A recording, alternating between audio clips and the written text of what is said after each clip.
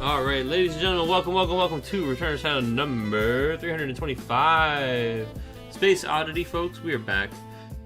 Happy Wednesday. Welcome to stream. We have got 9 players tonight, jamming a couple rounds of Final Fantasy TCG action for you, and we are so excited to jump right on in and see what's going on. We're already a couple minutes into the game here. Sorry for getting started a little bit late this week, but you know, sometimes you got a little bit of a busy day. I swear it wasn't just Pokopia. Not this time. Alright. Whoa! That was a volume shift that I've ever... I don't know that I love this, this guy's Final Fantasy VI mix thing. Where's the better one? I like this one better. Alright, we're going to this one. Oh, this is better. This is an oldie but a goodie for us. Okay. Alright. Now let's go live. Oh, ooh, a little bit of lightning versus something over here. But I love this mono lightning I've been seeing lately from Logan. Their jump scare, yeah, no kidding, dude. That was like, you know, equalize your video, folks. Get like at least like a consistent audio level. All right, that's what I get for straying off the beaten path, you know. Okay, we're here in Octagon, new and improved Octagon. You may say, what's new, what's improved? I got no idea, but we had downloaded an update today, so there's that. All right, we've got, is this good? Can I? Oh, well, that's not good at all. Don't do that. I've ruined everything. Ruined everything. Okay, there we go. Just feel like my view of this is a little different than normal. Okay, that's fine. You didn't see anything. All right.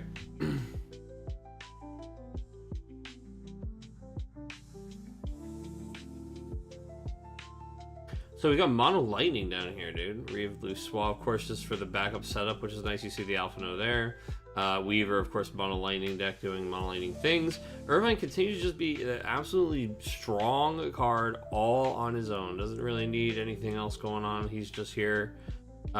He's got that interaction with their break zone that is good against a lot of different strategies, but particularly decks that are trying to recur them or look for a certain number of colors in their break zone, like Gilgamesh decks, or like Water, who's looking for a certain number of cards in the break zone. For Leviathan, there's a lot of different decks right now that are popular where Irvine is incidentally good. Plus, he gets the power when he does that and the haste, so he's able to just come in right away and keep the pressure up as well. He's very difficult to block because what he's attacking is usually at 11k. So, you know, he's like removal there, or he's gonna get in that point of damage, and then that can kind of be he can kind of be relentless with his attacks. So now we're going, oh, it looks like Tyler had something on the stack of the Ramuh summon. Looks like what did we do on the stack of the Ramuh summon? Turn off our auto scroll here. He said, Ramuh's on the stack, yeah. Targets Ramuh with Leviathan. Oh, okay, so he's canceling the search for a summon, and now he's saying, okay, well, I'm gonna cast this Odin. And then when you cast the summon, this Ramuh, of course, is whenever you cast a lightning summon, you choose an active forward and deal it 8,000 damage. So we're gonna Odin the one guy and Ramuh the other guy, and clean up things very nicely there on the lightning side of the table. And even though our opponent used the ability cancel, we still were able to cast the summon and kind of have a pretty efficient path there. Especially since I think we got to draw the card back with the Odin, so.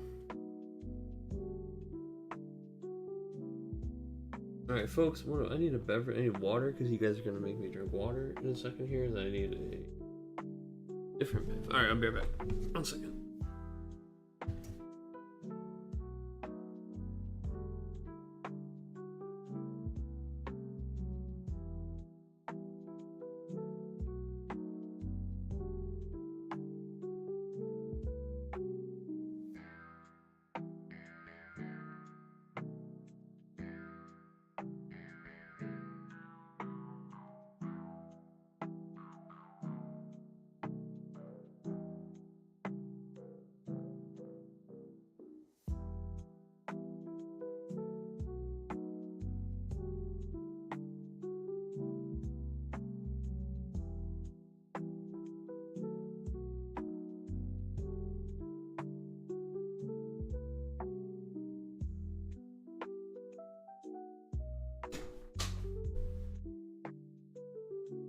Alright, we're back.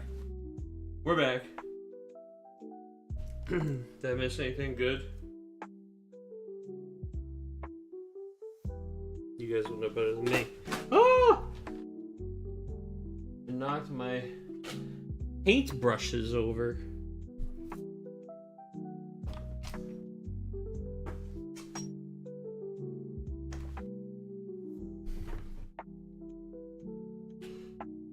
Okay, we're back. We're not a mess. Oh boy. Alright. Lightning, mono lightning, doing mono lightning stuff. Ooh, is that my boy? Is that young Rahal, man? An exit mill as well, I'm sure, is it here? Just some good old fashioned powerful lightning or sorry, not lightning, crystal I meant. I don't know why I just said lightning, because I'm looking at this lightning deck. Powerful crystal stuff. How are you, my king, getting ready for pre-release next weekend? Yes, dude, I can't believe it. It's already so close. It's almost here. Pre-release on the 21st? Is that really? Wow, it's really next weekend, huh? Yeah, and the release is the 28th. Damn, dude. Time flies. You guys ready? Is everybody ready for the new set, the new season? I think a lot of people are ready to put some of the stuff behind them, and then whether or not the bans affect the things you're currently playing or like to play or play against, it always gives people kind of like an excuse to shake things up, right? Even if it's unrelated, which I like. I think that there's always reasons to shake it up, but people need to be given a reason, or like they need to be like inspired to do so. So. Look at this mono lightning deck that this guy's been jamming over here. I mean, I love this. It's been cool to see.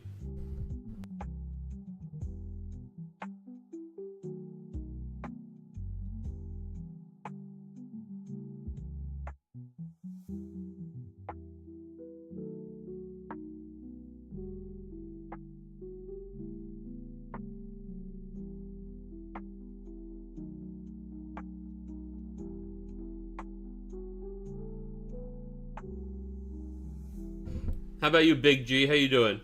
How's everything in your world up there?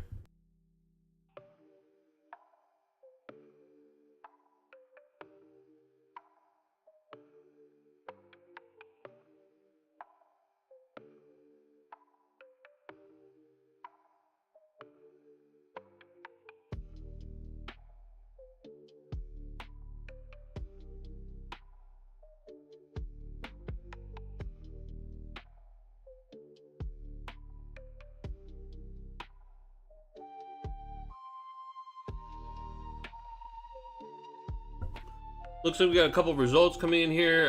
DJ, obviously, we just I see that they just reported 7-1 here. DJ over Tyler.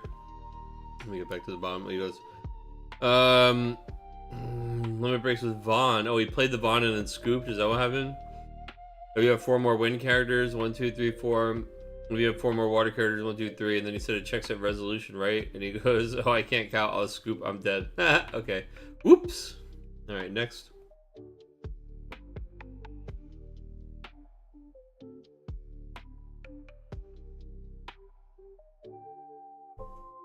Here you guys can see Snugsy in the rare Black Mage mode. Final Fantasy 11 here.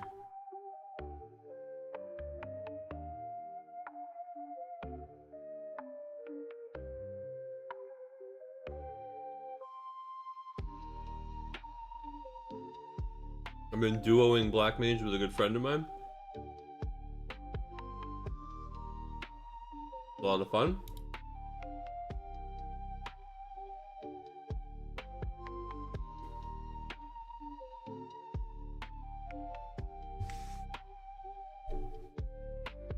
Table 2 and table 4. So let's go to table 2.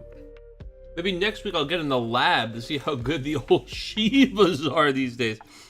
Let me tell you, so every time that anybody ever talks about, anytime anyone ever talks about Shivas, they're like, oh, they were never really a thing. I was like, no, they kind of were good, man. That 1/2 drop Shiva that deals Damage through dull forward. Man, that one's good, man. And the 1 CP one that lets you buy it back from the discard pile, that Shiva's incredible. Free Shiva's really good. I mean, yeah, it's been good many times. Now, I mean, that deck had nothing on my mono water, but that's okay. I mean, it was still a fun deck to see you guys play. I'm just messing with you. Because those people up north. Those people up north.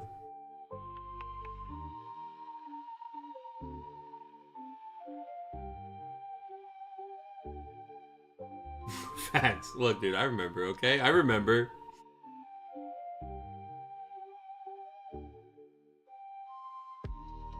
Dude, looks like we got a little ice going on over here. The fucking G leader. Well, this is Joe, dude. Yeah, Joe's been playing in this Ice Une deck to, he's been really enjoying it. He's been seeing a lot of success with it recently. I think at the Winter Cup, his team didn't go undefeated, but on the day, he said he did not drop a game. That's pretty cool. You gotta feel good going undefeated.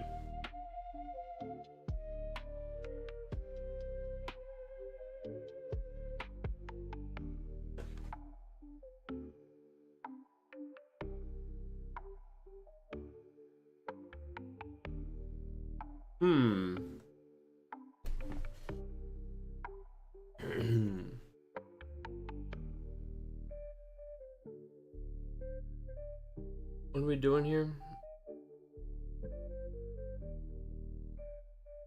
Oh, he played ace and then he had to remove cards. That's right. If you don't remove 5 fire cards from the break zone from the game, you put ace in the break zone. Yeah, so no worries. Ace is here.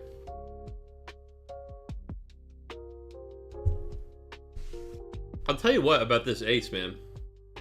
This is a legend. He's a 1-drop. And the only drawback is you have to remove 5 fire cards from your break zone in order to play this guy. I mean, pretty good. He also has an on attack where he deals something 10,000 damage. And he has an S ability. Like, you gotta sit there wondering why this guy didn't see a little bit more play, man. Can I have a hug? Of course you can, dude. We talked about the Shiva. We did talk about the Shivas, and there he is. The primer, dude. Oh, thank you so much, King, for the love. I appreciate you, as always. Yeah, we were talking about Shivas. We were talking about the old 2 CP Shivs, dude. Talking about how that was a good... It was a good card, and it was a real deck.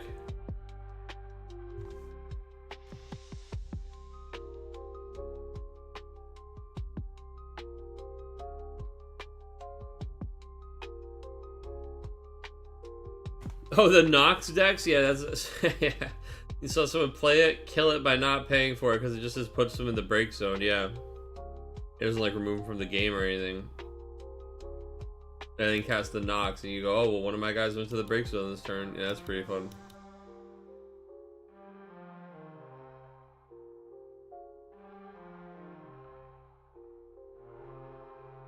Alright, looks like table 4 report came in, dude. We're flying, we're flying through this round tonight. Yeah, 2 Sheev, 2 Furious, dude. Now, let me put some of the results in here. Table 1, we had DJ take a 7-1 over Tyler. June had our bye there. That's why June was here to get jump scared with us. Sorry about the bye, June, but you get to go into the next round with a dub. Love that. Table 4, Angel 7-0 over Kurt. Table 3, Logan 7-0 over Tabitha. And just waiting for the old table 2. We're watching right now.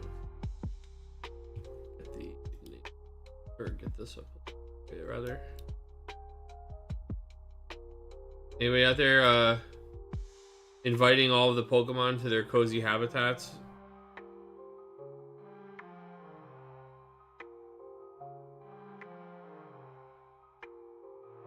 I never thought I would play an Animal Crossing type game again, dude. I'm all in. It's rough. We spent too much time on the island, dude. Too much time on the island.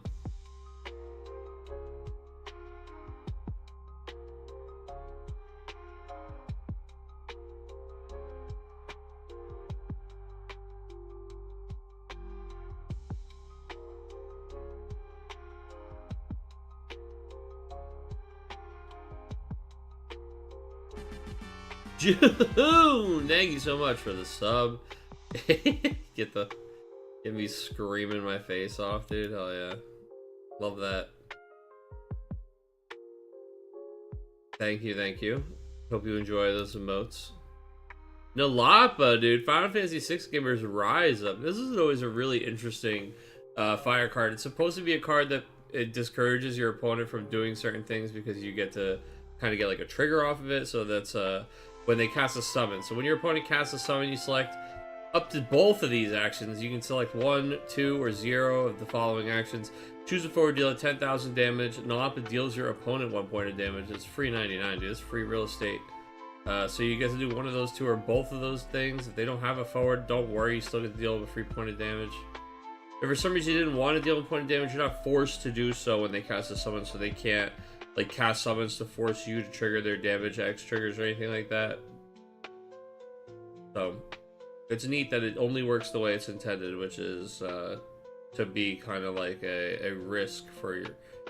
You know, you put it in there and you just make your opponent's summon have this additional cost, and the cost can be really crippling if it's a point of damage and you lose your forward.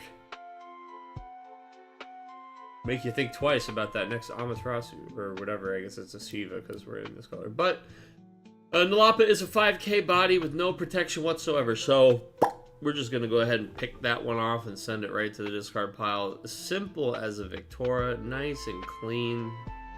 Nothing to worry about there, folks.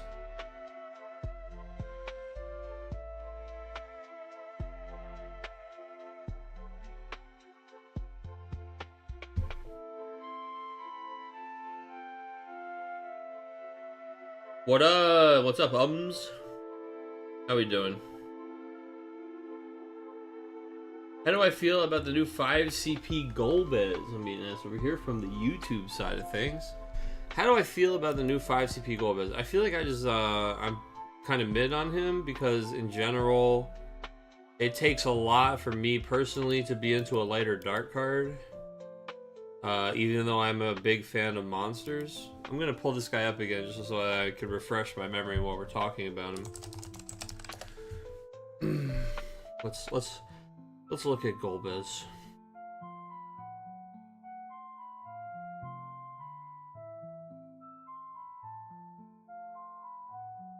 Oh, I don't know that I saw the full art laws. That's cool.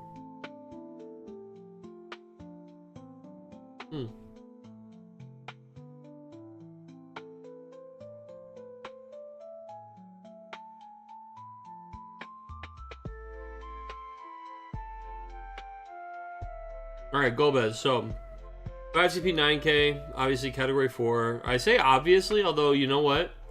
With what is this? It's like some weird 3-letter thing, like MBM or some shit that they have for the new set. So you've got like Balthiers and Frans that just aren't category 12.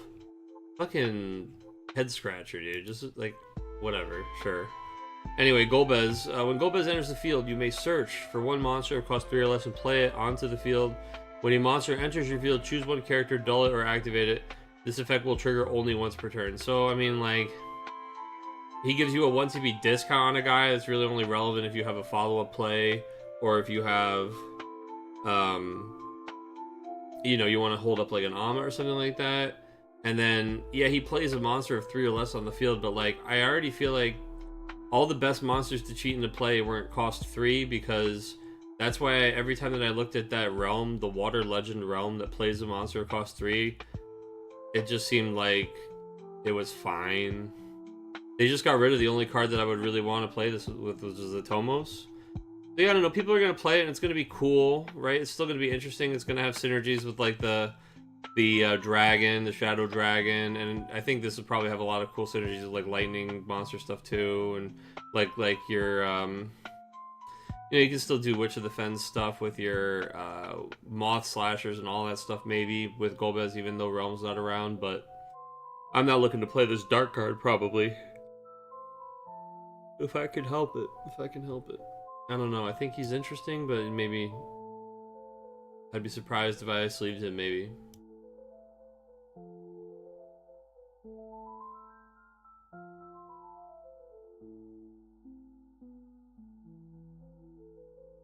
I I guess so. I don't really feel like he's getting me anything that I don't already have. Cheating out Scale Toad is pretty cool. Scale Toad has never been good.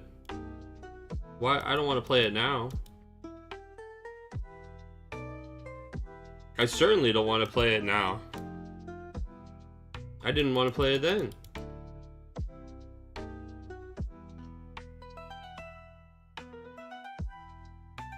I'm paying an arm and a leg for that guy.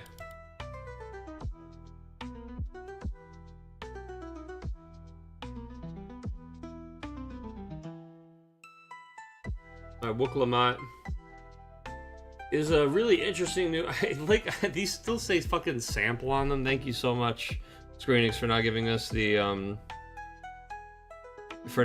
us the official starter scans, so that we have to live in this hell. But Wooklamot is this really interesting new fire card. She's been interesting for mono fire decks. If you control 7 or more characters, she gains a forward you control is deals damage. You increase the damage by 2. And then when she enters the field or attacks, you choose a forward, and if you have 5 or more characters, so they don't have to be, sorry, they don't have to be fire for either of them, they're just characters.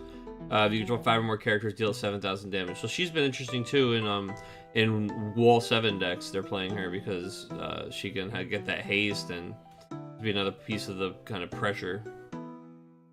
Also Warriors decks, because she is a warrior, and a 3-cost warrior at that in the red color. So we like all of that.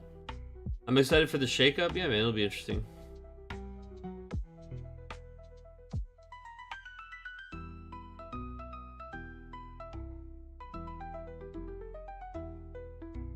Borderlanding Monsters feels fine without Realm. I don't think it needs Golbez. Yeah, I mean, exactly. Like, unless there's a guy that's so critical to get that you need to play this guy to get it in play. You know, and even as a guy who's running around playing like Hippocampus in my main deck, I don't really feel like I need this guy.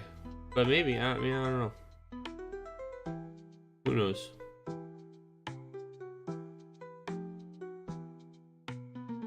I gotta try it, right? I don't know, I gotta get my hands on it. I gotta get my greasy little paws on them, and I gotta try them out. Hippo mentioned? Of course Hippo's mentioned, bro. That's my boy, dude. I qualified for Nationals with Hippocampus. He just helped me crush his tournament a couple weekends ago. My beautiful boy is half of my board wipe. In fact, now that they've made me, they gave me a couple slots with these bands. We're going up to 2. We're going up to 2 because I'm trying to not be greedy. And they need him. I need him. He's the hip-hop hippopotamus. His damage is bottomless. If you're not playing Shadow Dragon with Golbez, it's just wrong. Yeah, I mean, I think that they'll find their way to each other, right? Of course, obviously, they work really well with each other. Am I using it with Go-Go? You haven't seen anything like the deck I'm talking about. No, I'm not using it with Go-Go. I'm just using Hippocampus with my dancers, dude. There's a backup dancer that does minus 4,000 power to their entire board. There's the Lilith forward special that does +2 to your guys, -2 to their entire board. There's 1CP Marlboro that does -3k to their entire board. So I've been playing Hippocampus and Mono Water Dancers for as long as they've had the backup that does -4k to their entire board.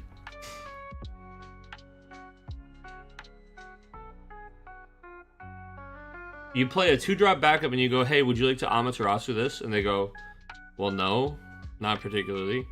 And you're like, oh, cool, then I'll use my action ability or my special ability to finish killing your guys. X-Ray, dude, exactly. See, X-Ray is the best you're gonna get. And let me tell you, this question is as old as the Mira that cheats a monster into play, okay? It's as old as the Larkishus. You're like, oh, wow, I can play a free guy. Oh, what's the craziest free guy I can play? And it's like Luminous Puma, and then below him is like Exo-Ray. I don't know, man. It's just not worth playing this Golbez. Like, do I really want to do all that? I don't know, man. I mean, somebody will. I don't know if it's me.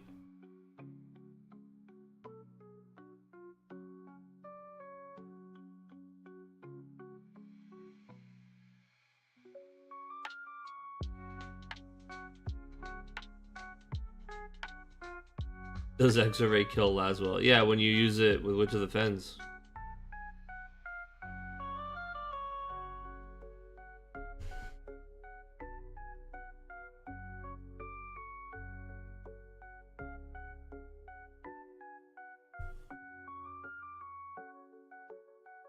Cerberus is okay, maybe. It makes him free and gets 2 dudes. Alright, no, well, now you're playing Wind with monsters.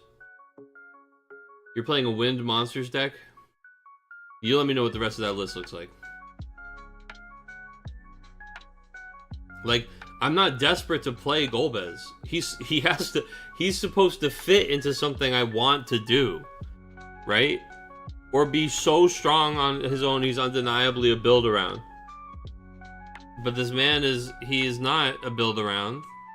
And he's not really like, this guy he reads like he's supposed to be like a jet engine that I can strap to a monsters deck, but I just don't think he is. I mean, I don't really, are you really playing that many monsters a turn after this guy's out on the field to be like, oh yeah, I'm getting so much value from reactivating these characters, or like dulling your opponent's characters? Like, I mean, maybe.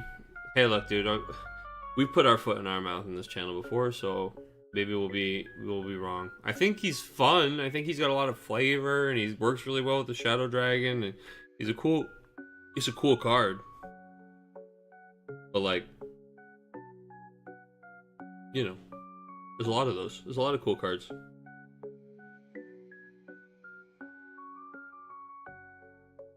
Golbez to play Cactuar with the Nuki and Dadalua with the dude. Daddy's back, dude. We're using Golbez to play a 1 CP Cactuar out of our deck instead of using Stiltskin to search it and play it. Let's go, dude. Golbez will break the meta. Hey, maybe, dude. Let's go. Let's go. The nice thing, June, is that they're gonna come back to this video and one of us is gonna be right. The Aster, dude. You're trying to fucking sell me on Bulbasaur right now? You trying to sell me on a Bulbasaur right now? What year is it?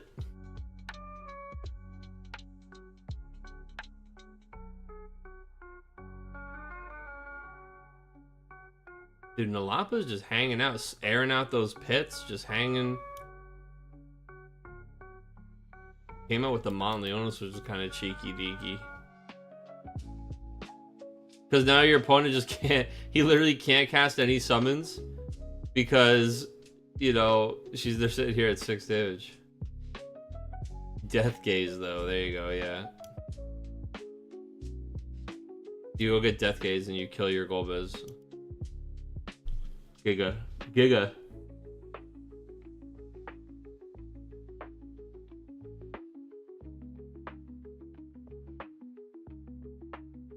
That's Doom Gaze. You're talking about the guy that fucking RFGs. Oh god. We used to play that.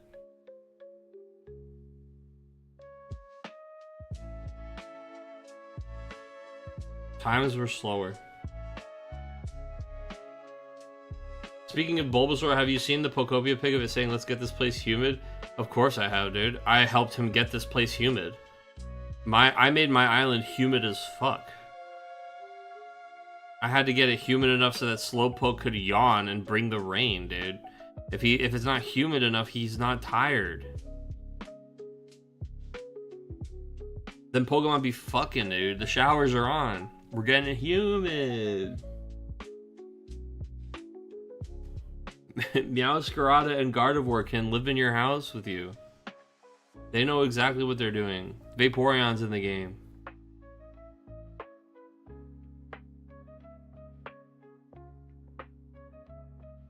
Those freaks, dude.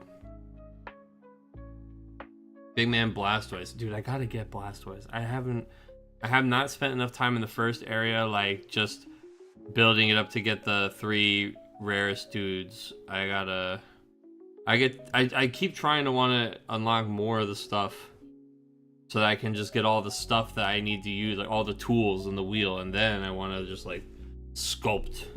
All right, this game is over.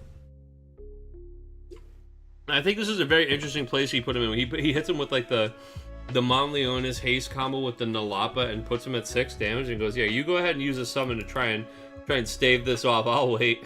His Nalapa's just gonna shoot him for the 7th point, so cool. I like that the Nalapa seeing some play here, and it kind of was relevant at the end there. We're switching to pairing the next round, folks. Oh God, yeah. Sorry, June, if I ruined your beautiful, innocent perception of this Pokemon Island, but it's looking like some of these Pokemon Islands are like a little Saint Pikachu. You know what I'm saying? Greg 7, Joe 0. The Lop of the Goat, dude. Nalapa, one of the most forgettable bosses. You gotta wait for Shadow. You know, classic stuff.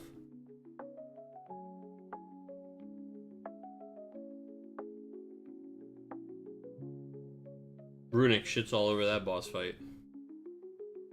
Tell you what. You can't send sob emojis here that deserves like 7. Yeah, well. Not my island, okay? It's wholesome. I made my Slowking live with 3 of the dumbest Pokemon in the area, and I'm hoping that it rubs off. Some of the intelligence rubs off. I put a whiteboard in the house with him, and I like to think that he's teaching them about the wonders of the universe.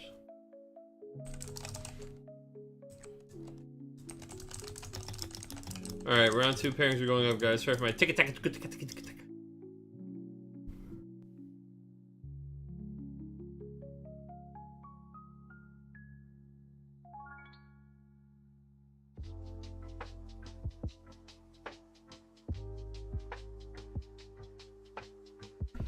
Alright, folks. Players are getting ready for round 2. We've got Tyler Ray with the bye, Mr. Ray. Sorry about that. I didn't even get to see what you were, what kind of silly. I guess you were doing the Final Fantasy X thing, but we kind of just watched it get kersplat by the mono lightning. And get to see it pop. I'll tell you, it's about to be time, man. That'd be time for brewing like crazy. It wasn't 10. Wasn't it 10? Did I not? Oh no, you had crystal stuff, but I saw a Riku on your back line, dude. I saw some Final Fantasy X character. Don't lie to me, dude. But no, I saw Examil also, and Rahal or whatever.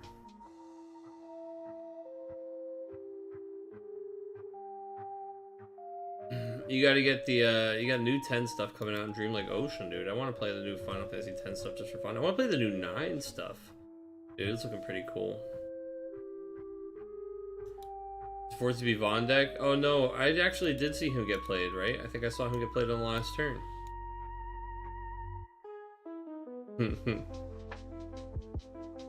I think I saw him. Not the Limit Break Von, different Von.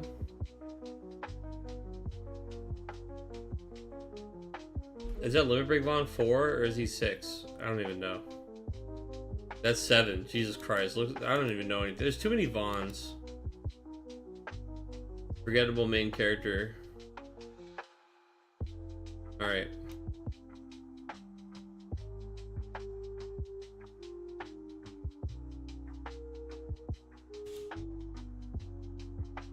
So we got Greg versus DJ at table 1. DJ's on Mono Lightning. I don't know if we've seen Greg's stuff yet. Then Logan versus Angel. I don't think we know what Angel's doing yet. Maybe we just go to table 2 here.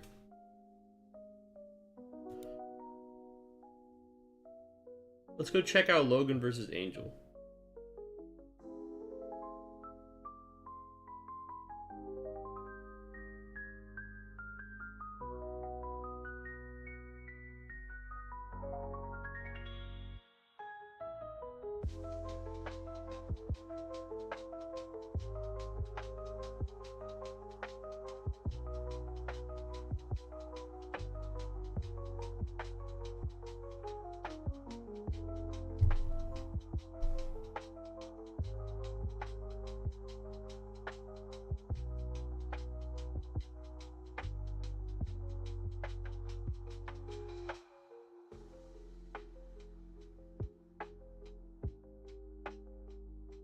There's actually enough of a Final Fantasy IX identity to build a deck around them. Well, first of all, in the past there has been Patty's shotgun deck. Shout outs to the old Final Fantasy IX tribal, but Yes, actually, there's a ton of Final Fantasy IX stuff coming out in the next set. Um, there is a Princess Garnet that like lurks for Final Fantasy IX cards. There's like a new Steiner and a new Vivi and a new Amaranth and that like stained glass art that care about Final Fantasy IX cards. Yeah, Garnet. When Garnet enters the field, reveal the top 5 cards of your deck. Add one Category 9 card among them to your hand, and return the other cards to the bottom of your deck in any order. And then she also does stuff that makes your opponent's summons cost more, and then at damage 3 she makes yours cost less.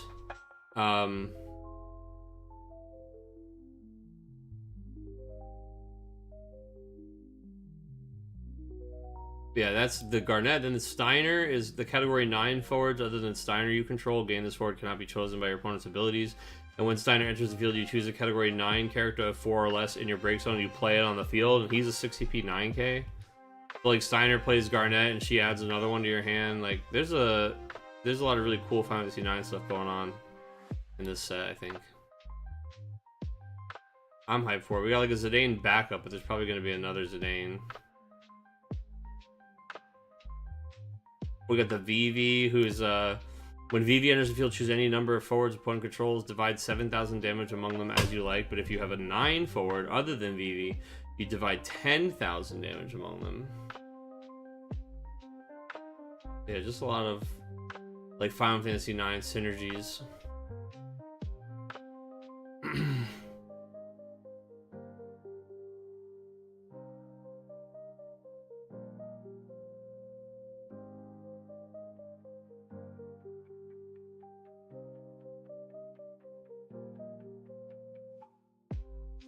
All right, Logan. So, you know what's funny is that we've got Angel up top, and Angel is a huge Warriors of Darkness fan. So the fact that I'm watching an Angel game, and that Warriors of Darkness is on the table, and that Angel is not the player playing the Warriors of Darkness deck is pretty funny. And Angel's got to be clocking that that's pretty funny, too.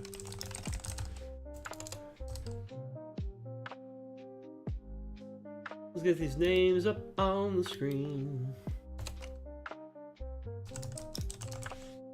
Ooh, perfect. Angel and Logan.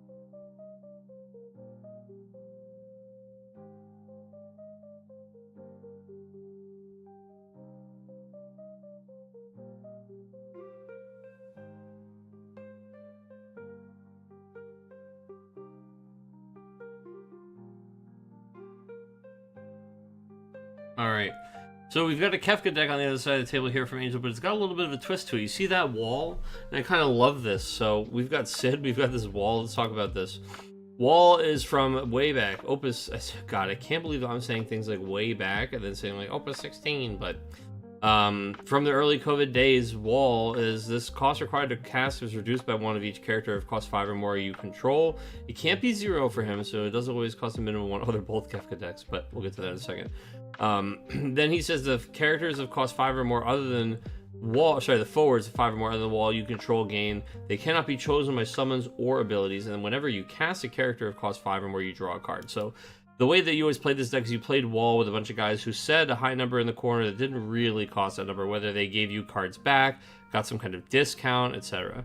So we do see that here with like Kefka, for example, is a great card to synergize with that because you can just pay 3 for Kefka to cast him, even though he's an 8 cost card, so then you trigger all that stuff.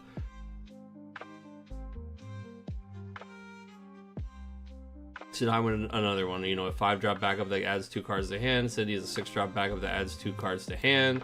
Shintoto is a 5-drop backup that adds 2 cards to hand. So all of these things cost a high number, but they don't really, right? You get some kind of value back, and it helps you play them cheaply, quote unquote. So with the wall out, you play each of those and you're also drawing a card, and some of them are like CP neutral, man, which is kind of crazy when you're developing a backup and, you know, filtering through cards. Whoa.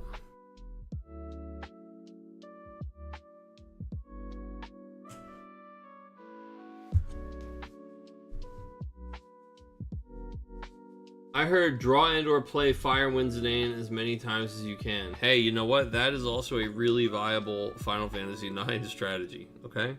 Firewind Zidane is a good card. Good card.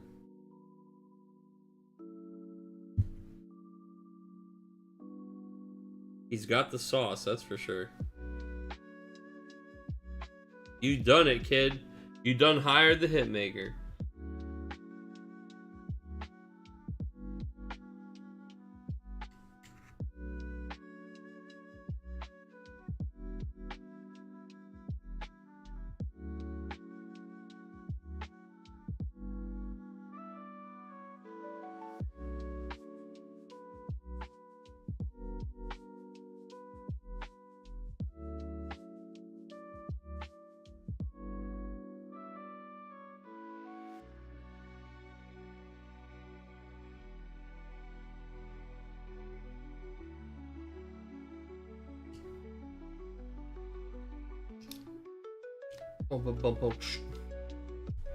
Yeah, man. Look, Firewind Zidane, I like that guy, but the Firewind, it's funny because I think they're doing it on purpose, right?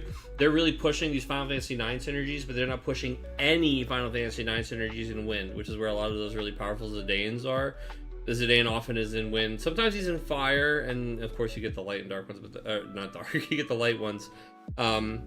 But the Zidane that's in Fire has been the ones that usually synergize more with Final Fantasy IX, and the Zidane that's Wind is usually he's kind of like more of a solo thief character, and you don't see them have really ever Final Fantasy IX synergies. It's kind of interesting how they draw that line between them with the elements. Like, I didn't even think about that before, but I guess it kind of does draw out that way, huh? Most of the Wind Zidanes are just individually good, or they do their own thing, and then the Fire Zidanes, I guess the 2CP one doesn't have as much synergy, but yeah, the Fire ones are the ones that we've ended up playing in Final Fantasy IX decks when we have played them. I guess the Light Zidane from way back in the day, if you're old enough to remember 2018, 2019, or 2018, sorry, 2017, 2018, Light Zidane is a little bit of a terror. He just is a really, really flexible modal card and rewarded you for playing Final Fantasy IX characters. And Final Fantasy IX characters back then, well, they had some of the best cards. Steiner, one of the only forwards that could search a backup. Artemisian, one of the best backups. I still play that guy, so it was interesting how it worked out back then.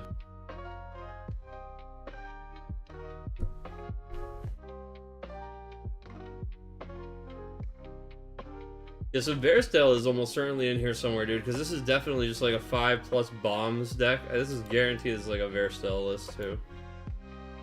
We just haven't seen him. Oh, interesting. So you can get, with the Sid Highwind, there's like Genesis, Yuffie, the Multi-Element Cloud, a lot of interesting targets.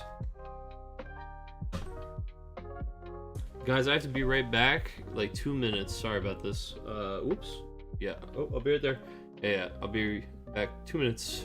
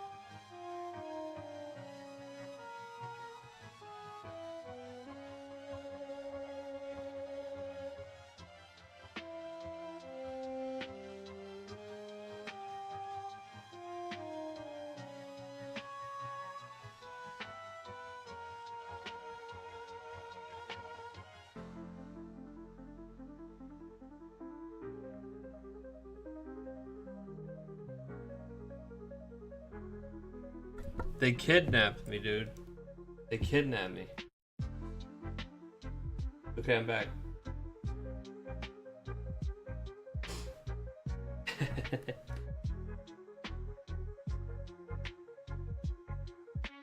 Chug-a-lug. All right. Hold on. Sorry, I'm just getting back to my desk. These people can't find my apartment. They deliver to the wrong place. You know, you gotta go chase it down. You gotta beat that butt.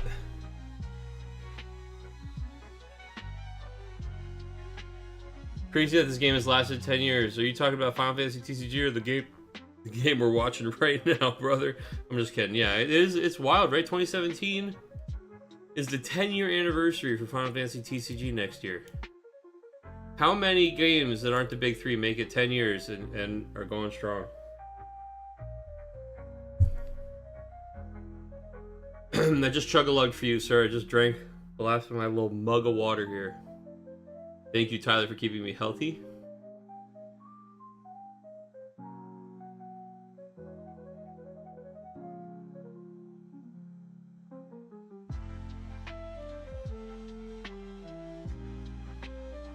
Another one? What the fuck? There's supposed to be a cooldown on that, dog.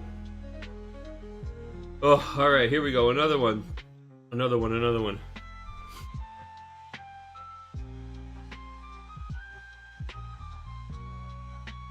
I need more water, dude. I need more water.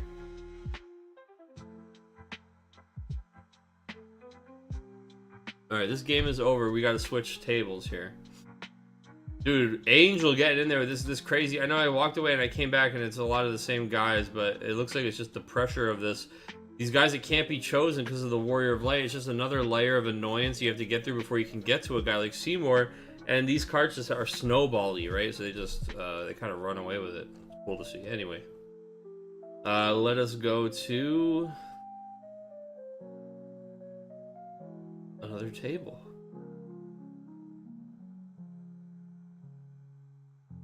Good evening, Brett. What's going on, King? Good to see you. Hope you are well.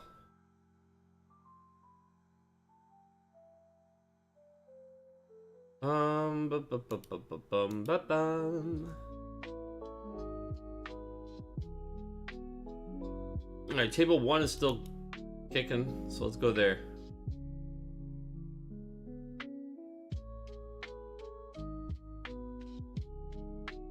Anybody been getting all up in that Slay the Spire 2? I'm doing a little Pocopia, a little Slay the Spire, a little Pocopia, a little Slay the Spire. Oh, this is Mono Fire, Mono Lightning. Interesting matchup here.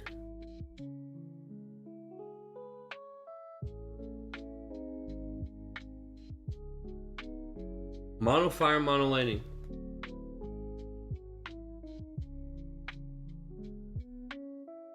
The roommate beat Resident Evil 9, so we're both all caught up on Resident Evil 9. Now I'm deep in Pocopia and Slay the Spire 2. He's slipping right back into the old Counter-Strike, dude. Nothing wrong with that. And of course, playing Final Fantasy 11 all the time, but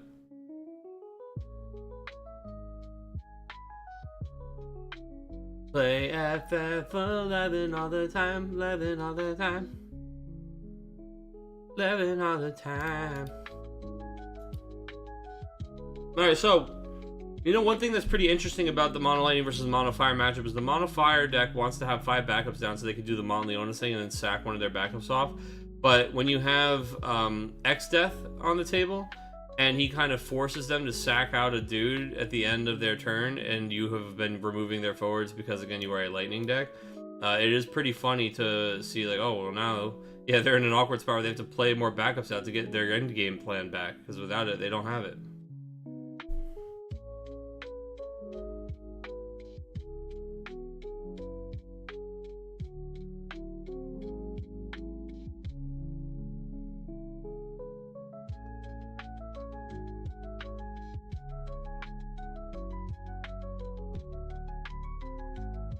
It felt bad killing my king knocked. Hey man, always does. The king. I thought it was so funny that I was watching a game with you playing it, and that you weren't playing against, or sorry, that I was watching a game with you at the table, and the Warriors of Darkness was being played, and you were not the one playing it. It was really funny.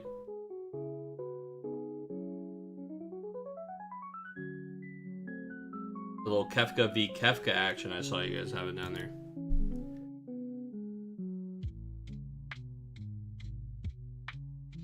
Oh, we're going a little double, a little goose.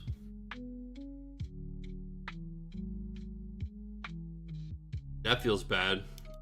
Yikes.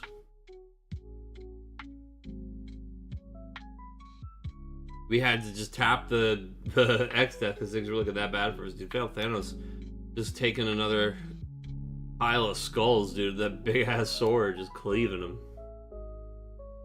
Cloud coming in, he's just gonna snap that off, nice and easy, nice and clean. Cloud just gonna send Zack to the Shadow Realm and say, speaking of identity crisis, brother.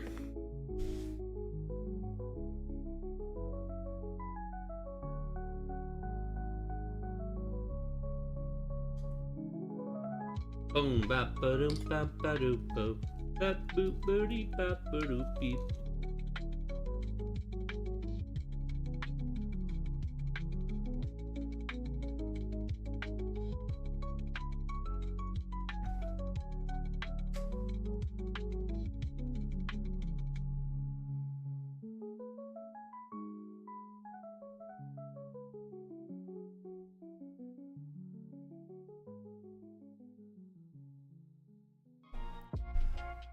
So Fire's got to find a way to clap back here. We play our 5th backup, and we're just trying to set up to what we know, which is to playing the big Mon Leonis tournament. We've got a lot of damage to do, and our opponent is just kind of...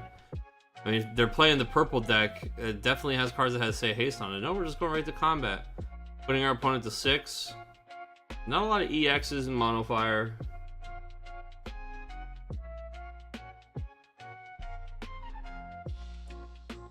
And Man in Black is gonna come down here. This kind of feels like a lot, man. I'm gonna grab back the Ixion just in case. It's an interesting pick. I wonder what our Odin situation is looking like.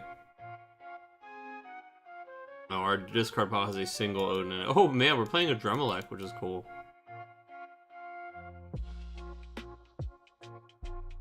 Dremelech the Wroth.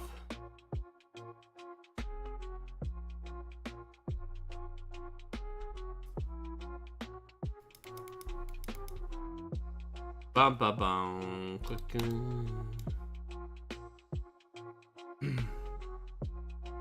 We search with all Najee, dude. Wooklabot, okay.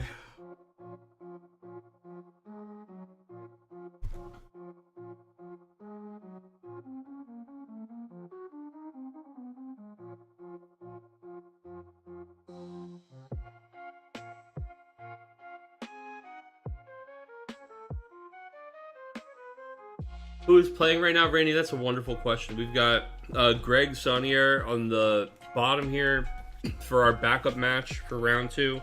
He is playing, excuse me, Mono Fire. And up top, we've got DJ Brock from old Pennsylvania here playing Mono Lightning. I guess actually that's not DJ. Maybe not in Pennsylvania. I don't know if he's like one of those guys who lives in the northern corner of Delaware, the southern butt cheek of New Jersey, but I know he's in that little area. I think he's a Pennsylvania boy though. What's good, Viridian? What's good, man? Good to see you.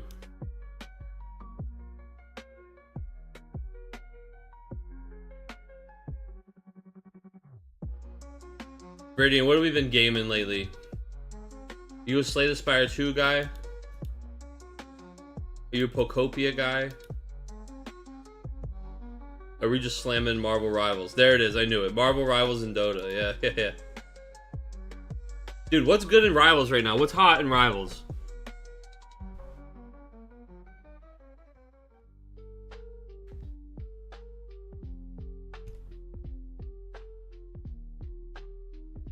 Elsa Bloodstone, sick character.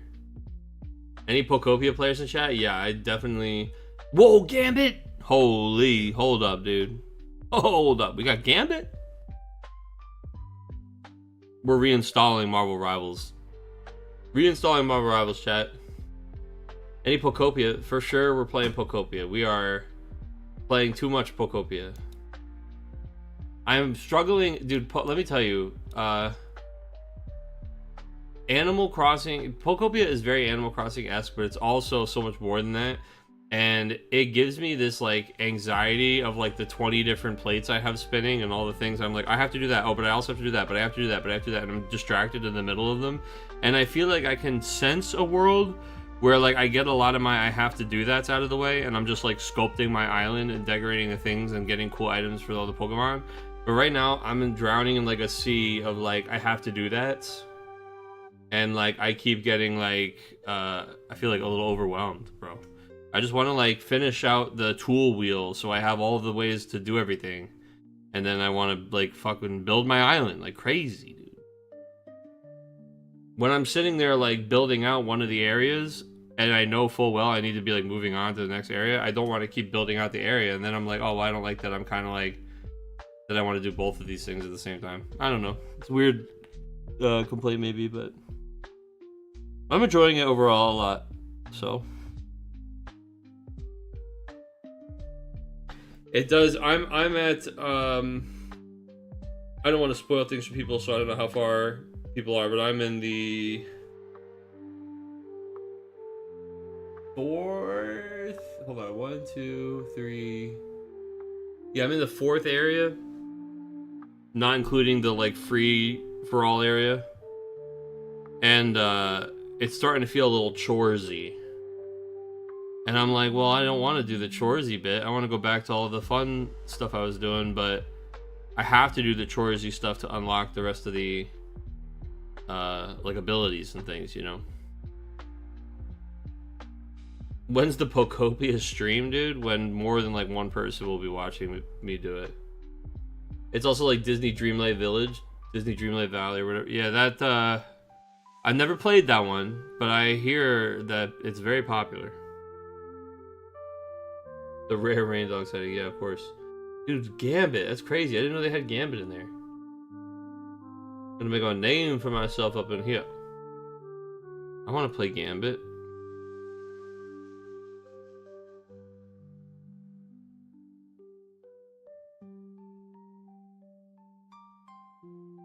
Magikarp flopping around. Dude, I do love that Magikarp is the one who like teaches you how to jump, dude. It teaches you how to jump. Have I seen the new spoilers? Final Fantasy TCG spoilers? Probably not. Let me see what we're looking at here.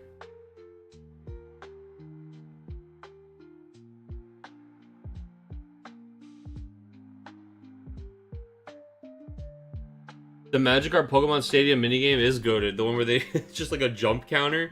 and it's all about like perfectly timed A button presses.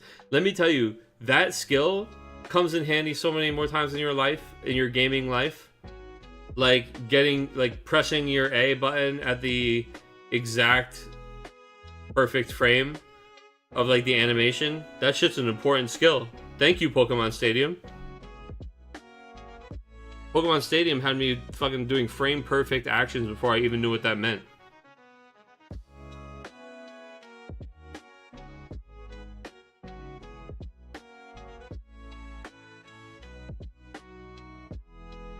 X-Death, he said X-Death whooped me. Yeah, so we talked about that a little bit earlier on. So to bring it back to the game for a second here before we move on to the next table. When the mono fire deck is, a lot of the mono fire decks these days, they're really lean on forwards, although this deck did have a lot more different interesting forwards in it. They're all built around this same kind of inevitability that they're going to play Monleonis. They're going to get to the 5 backups, they're going to have this big Monleonis turn, and sometimes if things are just going just swell for the mono fire deck, they actually get to do both Monleonises. They get to do it twice in the game, right? Monleonis does tell them that they have to remove a backup they control in the break zone, and they can only do it when they have 5. So it's interesting because the X-Death from the Lightning player, when you're using the Mono Lightning, has a lot of good single target or targeted removal. You remove the forwards, and then the X-Death's on the field, and your opponent's forced to sack that character at the end of the turn. All of a sudden, they're forced to walk themselves back from the ability to play the Monleonis. So now, next turn, a very expensive card, 8. They have to play a backup first and then play it. It's just asking an awful lot of cards. It's very expensive. And it totally throws them off of kind of their curve to that inevitable plan. And that's the whole game plan. Like, yeah, they've got efficient cards that can do some things, but that's like how they win. That's the big game plan. So just completely taking them off of that is really strong. So he does say here, like, the X-Death kind of soloed him. The X-Death whooped me.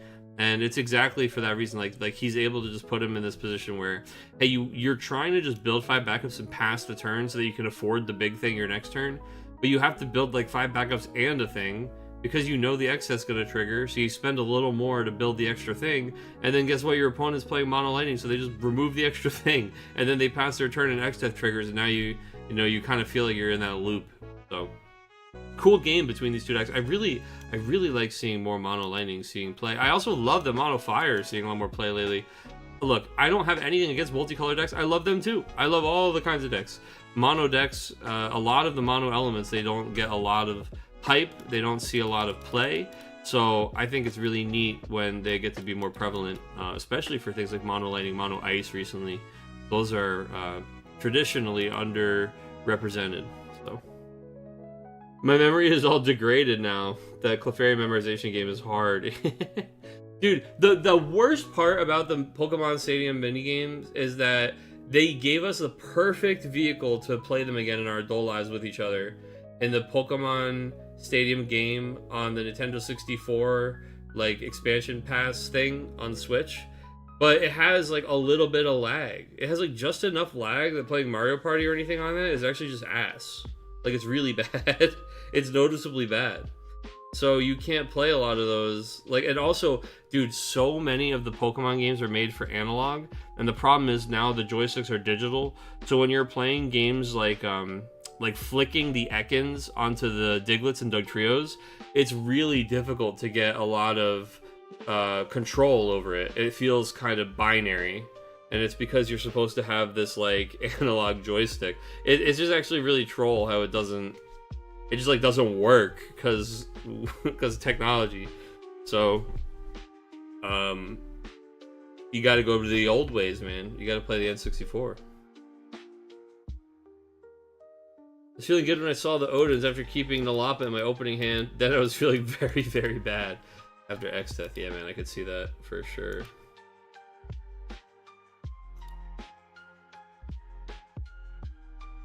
Dude, the other thing about Tyler the Pokopia stream, like, that's just what I need, is everybody to see how absolutely wildly manic and disorganized my island is. You guys don't need a peek inside my mind any further than you get for 2 to 3 hours every Wednesday night. You don't want to see my inventory. You don't want to know my system.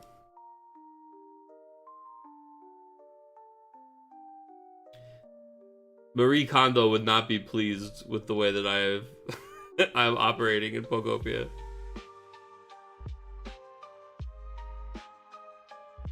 Alright, we're gonna look at the spoilers in a second here because Viridian asked we'd seen them. Let's make sure that we've got all of our... Let's either get a game on the screen or make sure we've got all the results in first, though. Results...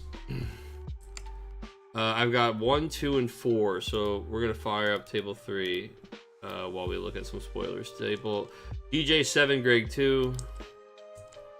Table 1. Table 2, we had Angel 7, Logan 0.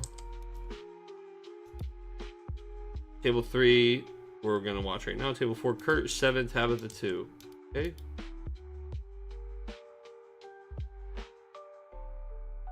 Looks like a Wind Lightning 8 version versus a Mono Ice from Joe. So let's get that on the screen.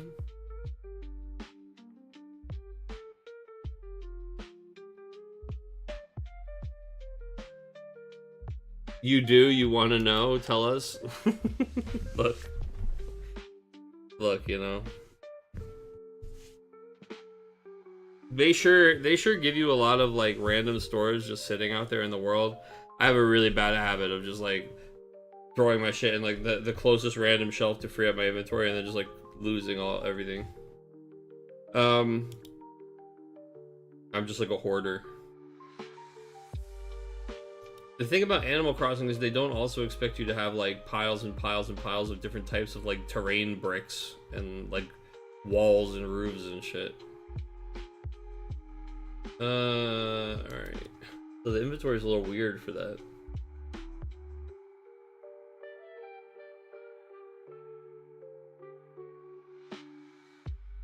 Would it be too OP for them to all connect? All the storages? So I do think that it's too OP for everything to connect, yes. I do wish, and this, I don't know, maybe this happens when I get further in Pokopia, but because Pokopia is so big, and it has so many zones, but the zones are kind of...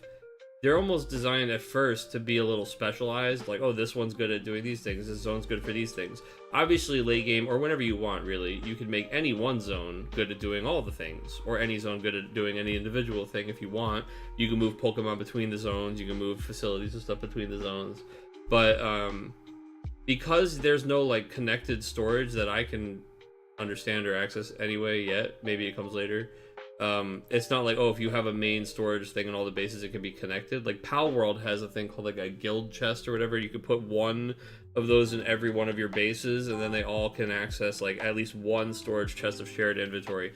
It just makes it really weird to be like, oh, I have to make sure I have some of all the crafting materials I might need at all of the places I might craft with, right? Because you can only really connect a bench to 2 storage things at a time. So I don't know, but that kind of stuff is like, maybe some people really enjoy the inventory management aspect of it. That's my least favorite part of it, so it gets a little frustrating, but you know, it's so fun. The game is so fun that that's really not getting in my way. It is certainly just like, I have to do like spring cleaning every like 2 hours, which is a little bit of a weird gameplay loop. So new spoilers that came out today, while this game is finishing up on the screen here. Let's see. Let's go to, I guess the global Discord's a good place to look. So I did see the Balthier and the Fran. So the thing that I just haven't really sat down and like, because they've been rolling out these MBM cards so slowly, I don't really know how I feel about these at all yet. I really need like the full number of them to come out to understand how many there are, because they all care so much about you playing a ton of these MBM cards, and it feels like unless the set is completely saturated with them, there's not going to be a lot of choices and flexibility. But then I also kind of worry how many of them we will need to see or continue to see for there to be choices or flexibility. So and also it's just all from the Moogle Bounty Mayhem board game, so there's not like a ton of art. So is this just kind of like a one and done set theme that's like cannibalizing a lot of the different things? I mean, it's kind of like the 12, right? Some people really love the big dumb tribal deck, and they're just going to throw all these cards in the deck together. They're going to have a lot of fun.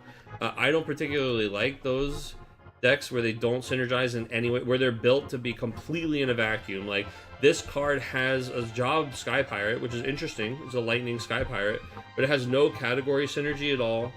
So It's interesting. I mean, it has name synergy, it has job synergy. Maybe there's something there. Lightning Sky Pirates, pretty interesting. MBM is not interesting to me yet. Maybe it will be, but in general, it kind of like, it kind of detracts from the card overall. The fact that it works with MBM stuff, I'm like, ugh, well, okay. What does it do with Balthier, you know? And then I look at Balthier too, like, interesting. When he attacks, choose the forward, you control the, okay, interesting, you know. We'll see. We'll see how I feel about all this MBM stuff when we get through it. Sorry, checking chat because I see I missed a couple. It's hard to be excited for the new set when we don't have OP announced. Yeah, it's frustrating, but you know, it will come, I think. Pretty weak upcoming set, I think. Maybe a bunch of bangers are coming out. I'll tell you what, man. On the spoiler list I'm looking at, I only see 5 blue cards, so there's hope. Not 5 blue cards, I lied. There's 1, 2, 3, 4, 5, 6, 7, 8 blue cards. It's still not a lot of blue cards. It's still not a lot of blue cards. I want to see my blue backups, dude. Show me my standard units. I'm a freak for the weirdly boring shit. At least bands change stuff. This is true. They got rid of my worst matchup, dude. Let's go. Let's go, gamers. Let's go. I wanted to maybe play something different, but I don't know. We probably will still. We always change up here and there, but you got to play what you love and you believe in, too. All right, we got Pain. Pain came out here. She's a Gullwings White Mage, which is interesting. 2-drop, 5k, 5 AC 10. At the end of each of your turns, reveal the top card of your deck. If it is a category 10 forward, add it to your hand. At the end of each of your turns. Okay. At the end of each of your turns, you may put Pain into the break zone. If you do so, play one card named Pain from your hand. So you can play a Pain in end phase. Is that interesting at all? Because that's an unresponsive phase. Do we care? Is there any Pain that does anything like wacky? What's the Black Mage one do? We gotta look up Pains real quick. Oh, there's so many Pain. And she doesn't have a cost restriction on it? Ooh, she can play the 6-drop? Okay, hold on. Let's look at the Lightning one. When Pain enters the field, choose a forward to cost 3 or less, deal it 7,000 damage. When a forward opponent controls is put from the field to the break zone, you give a category 10 forward haste until the end of turn. So that's not really that helpful because it will be the end of the turn. There's the multi-element one, which is choose 2 cards from either player's break zone. If you control 3 or more 10 characters, remove from the game and draw a card. That's fine. I guess it's really the 6-drop, right? At the end of your turn, you can reveal the top card of your deck, add it to your hand, and then transform her into the 6-drop Pain if you want. And that's when she enters the field, you choose a forward that does 7k, and if it's a multi-element, it does 10k. And if you kill that forward, you remove it from the game instead of put it in the break zone. And she's got 9,000 power. So even that's not that crazy. But, could be interesting. Or, you know, you could just, I mean, the other Pain that says your guys can't be chosen by summons, she doesn't have a, she doesn't have an enter ability or anything they would like Amaterasu, so it doesn't really matter that you can play her in end phase. I mean, starter Pain is always good. You can play her in end phase. You can activate 3 backups to draw a card and have them. You could have 3 backups up for their next turn, maybe for like Leviathan or something. But I don't know. It's an interesting card. I mean, it does some stuff. I think it does. It has a lot of potential for doing things for a 2-drop. It's very interesting. I guess, you know, none of those things I just said were. Those were like compliments you give somebody that is your like acquaintance at work. Not really something you say about somebody you're excited to see. I get it. But, you know, I could warm up to her. Alright, we got the Brute Bomber. This is guys from Final Fantasy 14, or he's the bomb guy. Yeah, he sure is. When Brute Bomber enters the field, each player selects 1 forward they control and deals them 9,000 damage. So I guess he like kills himself and he kills one of their guys at worst. This is Raoban energy, dude. In damage 3, if he's dealt damage by abilities, oh, okay, so you can pick himself and then he just doesn't die. It's reduced by 2,000. I mean, this guy's interesting. He's a 3-drop. This is an interesting guy to play. Red 3-drops just kind of stonks are high on red 3-drops. So who knows? But it's cool. He's each player selecting their own guy and dealing them 9,000 damage is an interesting way to get around some stuff. Like, he's not targeting anything. Each player is selecting one of their guys, and then the forward receives 9,000 damage. So, for those reasons, I think he's kind of interesting. Especially. I think that's it for some of the spoilers that came out today. I didn't think too much about Jack Garland, or the Emperor, or Elena. I liked this Zac a lot. This the Wind Zac Soldier is pretty cool. I think that guy's pretty neat. Mono Wind decks are happy to see this guy. Mono Wind Final Fantasy VII looks like it's really coming together, huh, folks? Will we maybe finally play a different Mono Wind deck? Time will tell.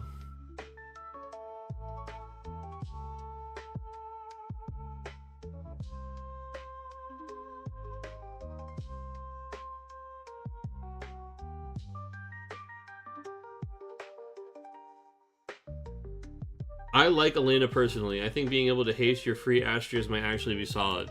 Yeah, but can you pay 2 CP to and less than 2 CP and a crystal to give one of your forwards haste? Like, we don't play Coeurl, right? Like, I guess she's a forward. She's a warrior of the crystal, which is kind of interesting. But I don't know.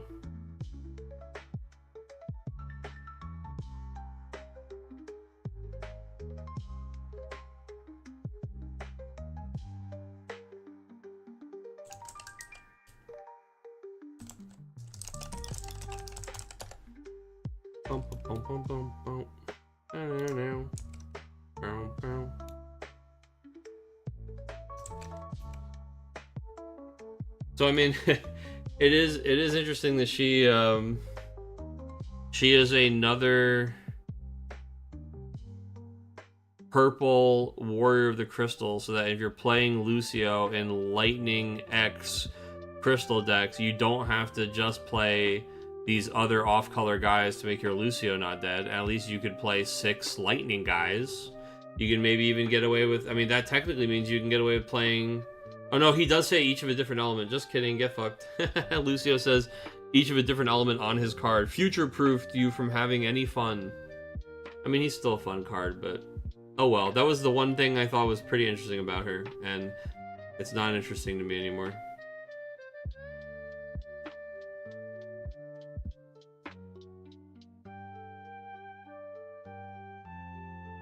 Combo it with Velas or something, I don't know.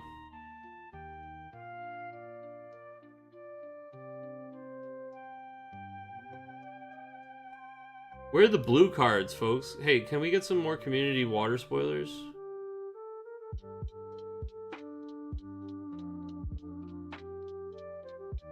A lot of pretty mid spoil. I mean, hey, I gotta say, I liked my spoiler a lot more than some of these other spoilers. My spoiler was great. The Sarah.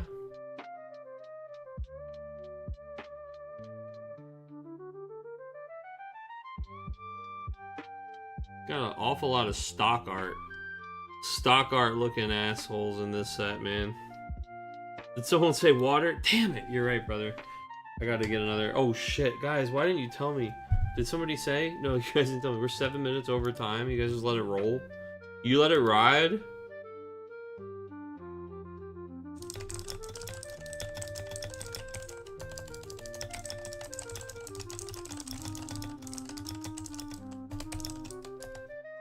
Just give him an extra 10 minutes. It's no big deal. It's no big deal. Alright. I told him it was turn 0. I'm gonna go get some more water really fast. We've been talking about spoilers. We've been having a good time. We've been chatting away, dude. Alright, I'll be right back. No. Don't get stuck on me, Mr. Headphone.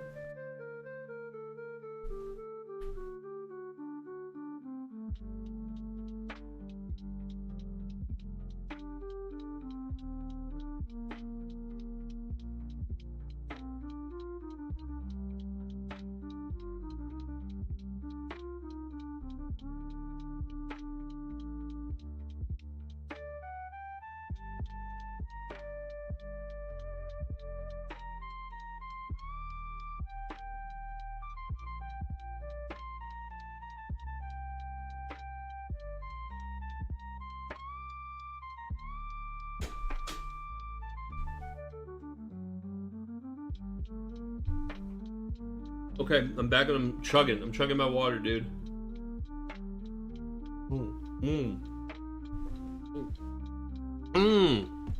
Loud gulps. Gulp. Thank you, Greg. I appreciate you.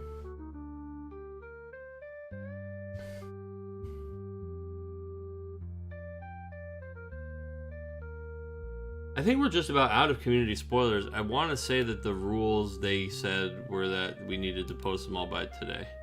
Oh, they need to be posted by March 12th. So tomorrow is the last day. So we'll see maybe some community spoilers tomorrow. Some people who decided to put theirs out on the last day.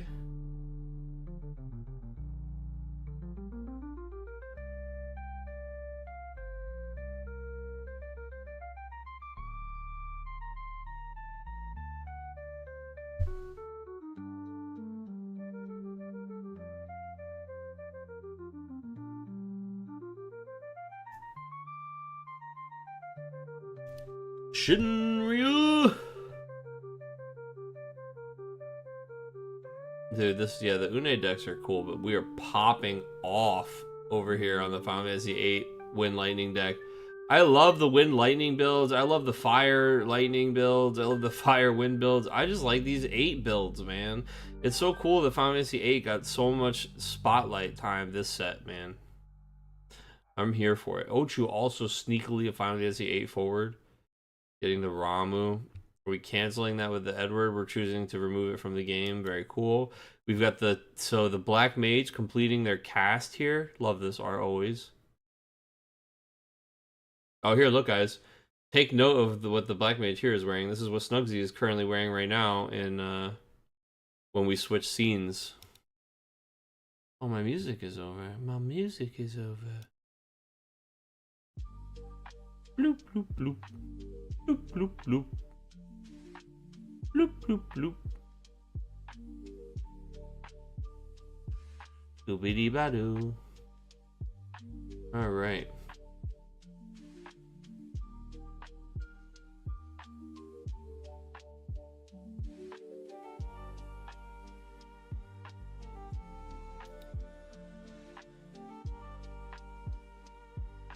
Dog, if I get tagged one more time by this Discord, brother, I swear to dude, people love at everyone.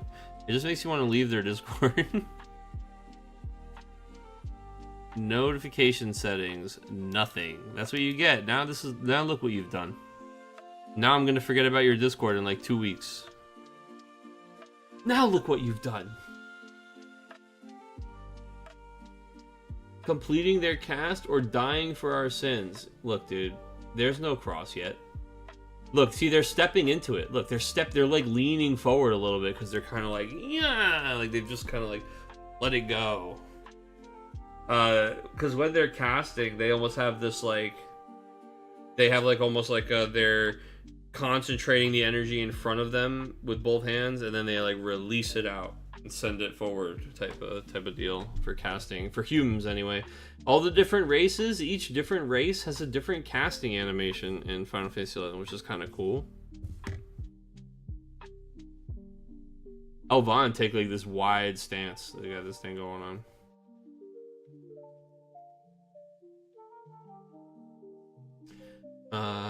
When we get on the transition screen, I will happily show you exactly what the animation looks like. We'll warp ourselves in place. Lightning, dude, coming down, getting that last, just pointing at the lightning and saying, "Don't freeze her. She's not gonna be blocking," and that's gonna be that last damage, dude. I'll tell you, for all these forwards, Ice still able to just scoot them. 1 CP Shiva with buyback is a hell of a card. Some really cool stuff going on here. Although I love the Lightning Wind Final Fantasy VIII focus deck. So, all right, we are moving on to the last round here. And while I've got you on the Final Fantasy XI cam, here we can go. We'll go outside real quick. Black Mage artifact armor, but we're wearing the sweatpants. All right, these pants are technically better than those pants. All right, here we go. Here we go, folks. A little Final Fantasy.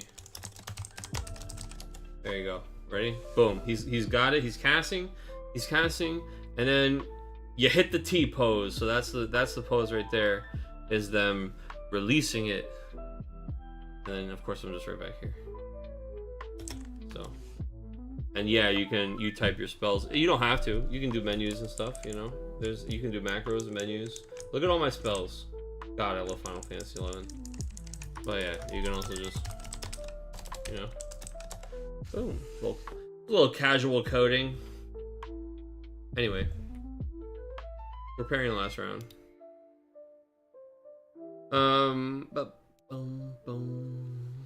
That was Joe 7 June 5. Joe knows his way around that ice deck. I'll tell you what, man. Joe clapped me with his ice deck in a friendly. And the real thing too, right? I don't even remember. I know for sure we played it. You busted my butt. No, that was in the real tournament. That wasn't a friendly. That was whatever round, dude. You clapped me. My boys had to save me. Matches, okay. Oh, looks like it's just Angel versus DJ for the finals tonight, dude. We're gonna have a clean break here after 3. So, oop, that's not the thing. Next round. Tabitha, you'll be joining us in chat. Or you can go play Pokopia or do whatever warms your heart. Sorry for the bye. I wish I could give you a robot to play against. Or something, you know? Why isn't AI doing the things we need?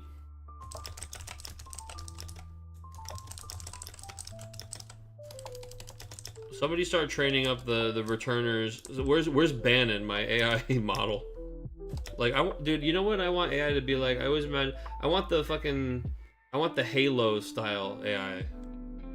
I need them to be like a little hologram character. I need them to have their own little personality and identity. And the one guy's like, yeah, I'm just like a war general. That's my personality. Oh, I'm like a professor. Like, all right, sick. And I need you to just be, you just execute this task for me. That's it. I don't need you to try to be like learning everything. 850. Pairings are for, yeah, time we get 850. M will be called at 9:30. How did I extend that entire? So bad. All right. Players may begin when ready. This is our final round. All right, dude. Angel versus DJ. I love both of these guys. Let's see who comes out on top. Angel's got a really cool, it looks like a Bearstell list that's all about the 5+ cost cards. He's got them protected with the wall. He gets a little bit of extra sauce from everyone he plays because of wall. It's a really interesting list. It's got a lean into the wind, but it's still doing Kefka stuff. Very neat to see. DJ, meanwhile, mono lightning, baby. Also something that's very cool to see. And I'll tell you what, though, Angel is a huge lightning gamer, and he knows his way around those purple cards, and especially X-Death. So it'll be interesting to see. Angel has had to step on every one of his beautiful children tonight. His favorite cards, the Warriors of Darkness, X-Death. If he wants to take it this week, he's going to have to earn it. And we're going to watch that in just a second here. Unfortunately, we will not be able to click into the super secret testing room that is currently running on Octagon. We will be going to table 1 instead. Look at all these people, dude. Look at the world of Vanadil. It is alive and well.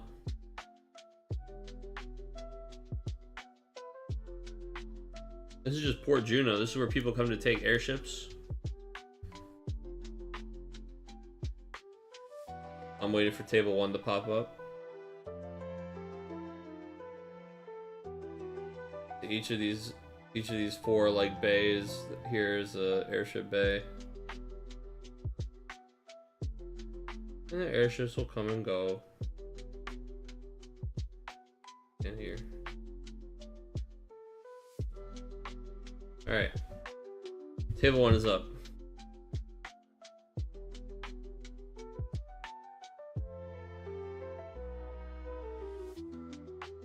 We're level 70 Black Mage, folks. That means we're really close to being done. 75 is the level cap.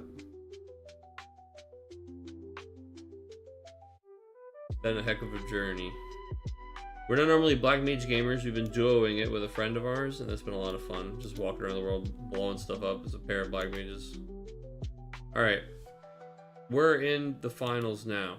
Let's get the game on the screen. Let's get the names on the screen.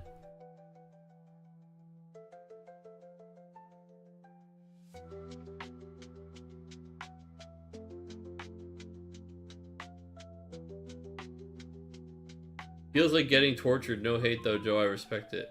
Oh no, what's getting tortured? Oh, playing against the mono ice deck. Yeah, of course. Yeah. I actually didn't know you could type your spells. Oh, it's one of my favorite parts of Final Fantasy 11 is you could type all that stuff out so that if I have a spell book of like 200 spells, bro. So it's cool that I can access all of them without having, I don't have like 200 or I don't have like 100 keys to bind on my keyboard. So it's neat to just be like, oh, I need to get poison off that guy, like Poisona, and then type their name. Oh, I need to get curse off that guy, Cursena. And those types of things are a lot easier just like know in my head and then type them out real fast. That's definitely an old school way to play it, but I'm an old school Final Fantasy 11 player, dude, so that's how we do. What am I running on 11? I'm assuming Black Mage and something Ellie's. What do you mean? Oh, what am I running? Like, what do I play? What are my main? So, Black Mage is actually not my main. I'm just leveling it right now. For those in the know, I don't expect that to be anybody in chat. We want to level Black Mage for endgame stuff, but also mostly for low man dynamis runs for money. But we're killing elementals. We've been killing goblin and other types of pets for EXP because we're just duoing right now. But Clint, my main jobs, my geared 75s in Final Fantasy 11 are Paladin, Dragoon, Thief, Beastmaster, and soon to be working on Black Mage. But I usually tank on Paladin for my Link Shell. Sometimes I do Dragoon or Thief. Beastmaster is more for solo and like doing certain kinds of content.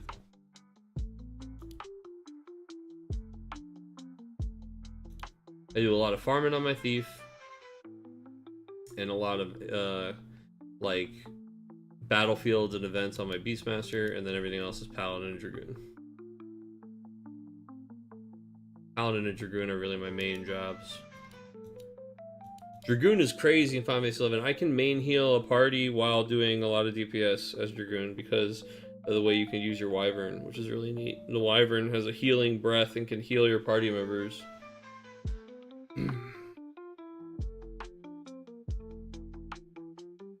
Depending on what your sub job is, your Wyvern changes their behavior. So you can have an attack Wyvern, you can have a healing Wyvern, you can have a hybrid Wyvern.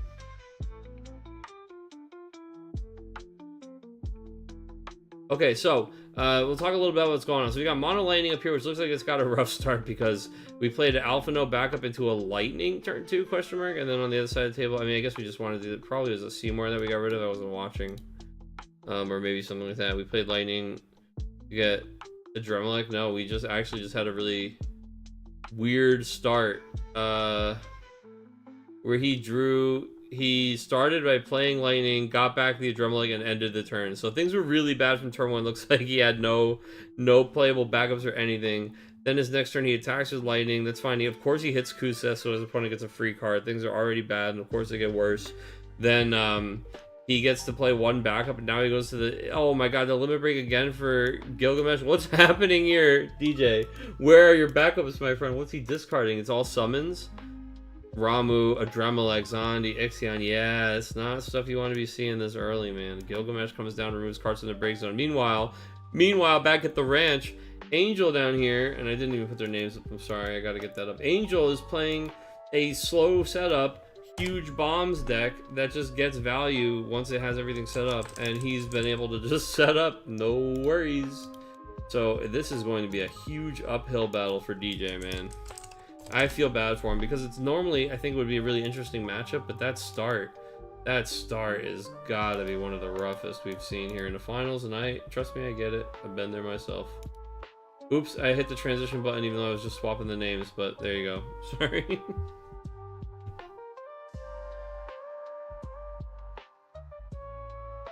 Yeah, well, we did get our opponent up to 2 damage. I mean, I don't think Gilgamesh removed anything too critical, but we did remove... Oh, wait, no, we didn't. What did we do? We had to remove something, did we not?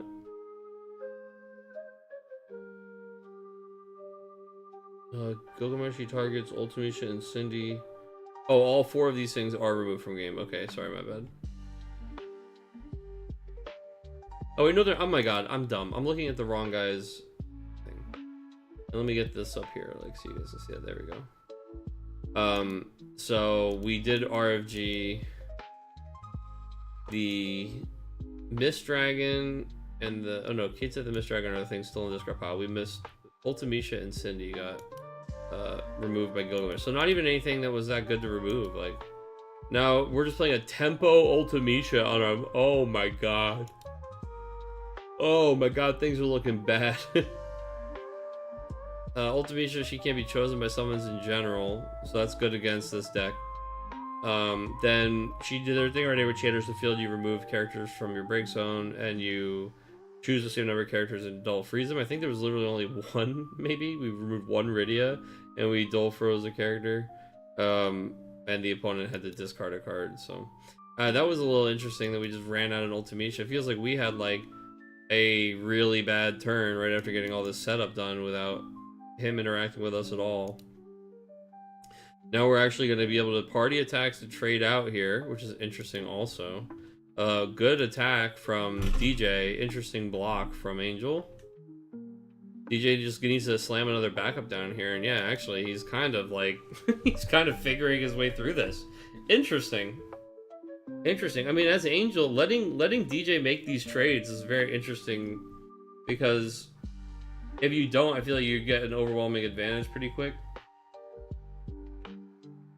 Trading your 5-drop 9k for his like limit break guys, I don't know, and not even both of them.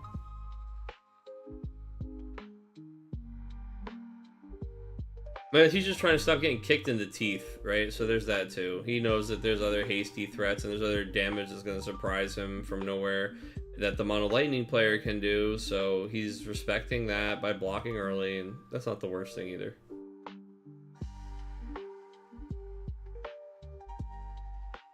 You got to take advantage of the Tiro EX before it's too late.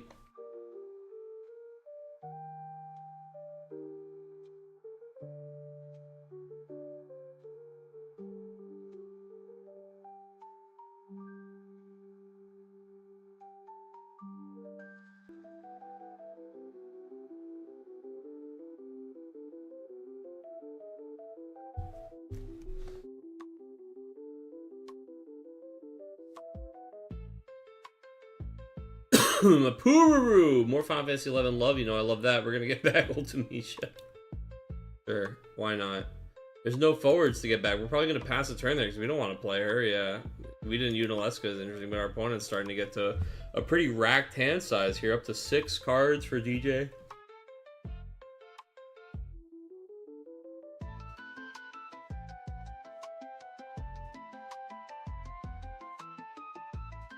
Oh, I'm so sorry, Clint Canosi. I just realized you meant something else, because Ellie's, E-L-E-S, like elementals, Ellie's for short, is a Final Fantasy 11 slang, and black mages kill Ellie's all the time. You're like, what are you running? Black mages with Ellie's? And now I mean you're like, what am I running black mage and something else? I'm sorry, I'm an idiot. But no, actually, so again, I said those were my main jobs, but if you want to talk about what other jobs I have leveled, or that I am in the progress of leveling, I'm actually trying to earn Mott's Cap right now. So Mott's Cap, Mott is the limit break guy. He's probably in here. We might see him later, but you know the guy. He's the old man monk dude from Final Fantasy 11. In order to get his hat, which is a best in slot headpiece for most jobs, for most situations, you have to defeat him on every job in a one-on-one. And he will, in the one-on-ones, he has his own abilities, which is like he's just a bare fist monk ass beater, but he also gets the abilities of whatever job you're fighting him on. You do not get to subclass for this fight, and you only get to fight him one-on-one as whatever the job is. You have to beat him on all 15 jobs to get his hat. And I'm on my way. I'm getting very close. But you have to, in order to fight him, the job has to be at least level 66 out of 75. So We're just cruising a bunch of jobs up to 66. It takes a lot of time. We've played a lot of jobs, but we're honing in. We've only got 4 classes left to get to 66. And they're close too. They're in the 50s and stuff. So we got Warrior, Dark Knight, Ranger, and Bard.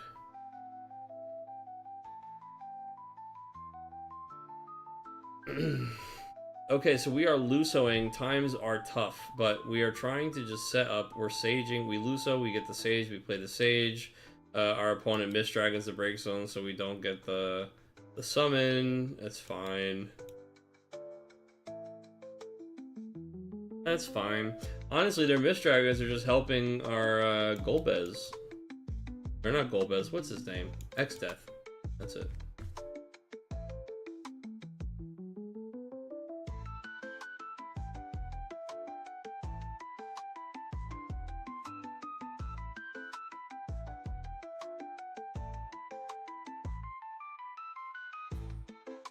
I'll show you all exactly what a sicko I am when we get back to the Final Fantasy 11 screen.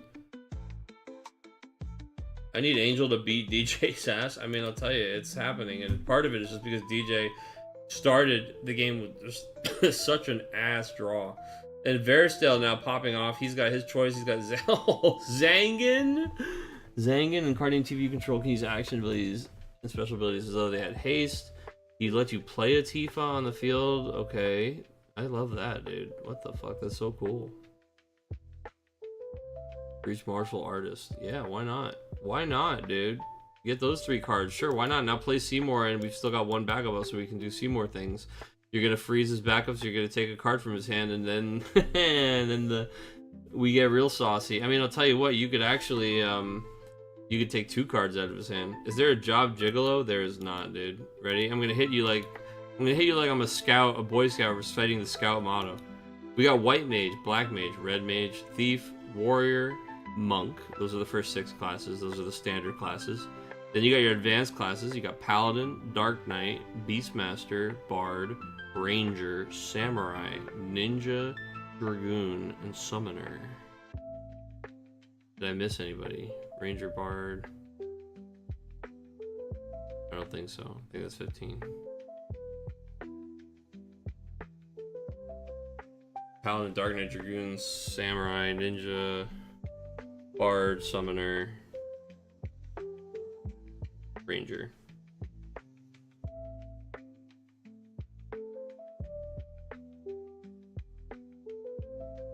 Beastmaster. That's 9. Plus 6 is 15. Yep. Then, of course, in the expansions after Mott's Cap came out before Treasures of Adargun. It also came out before Wings. So Treasures added Corsair, Blue Mage, and Puppet Master, and Wings added Dancer and Scholar. Way later, they added Geomancer and Rune Fencer.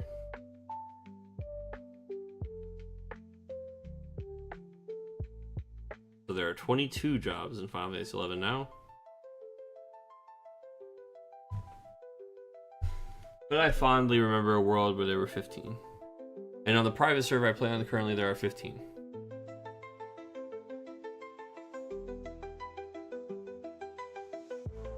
Although you might say I'm a bit of a gigolo. So, DJ's really trying to piece this whole thing together. Meanwhile, I'm just getting excited about the Zangan Tifa combo that's hiding in this deck. We're blocking with Verisdale because, God, wouldn't we just love to play another Verisdale? And he also got to trade. It's our dream come true. You let the lightning through? I mean, I guess you could block it with Seymour and just say, like, show me what you got, make him pay and do more stuff. But, yeah, we're just going to take it. Fuck it. We might lose to Seymour anyway, but it's going to cost him damn near his whole hand. And the thing is, he has to kill the Seymour, right? Like, my man is getting locked out of the game if he doesn't kill the Seymour.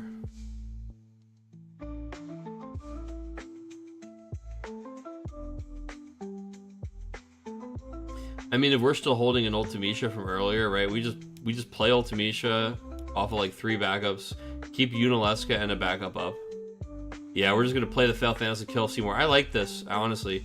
And it breaks all the active forwards, which is one of the reasons we did the attack with lightning. I had a feeling it might be.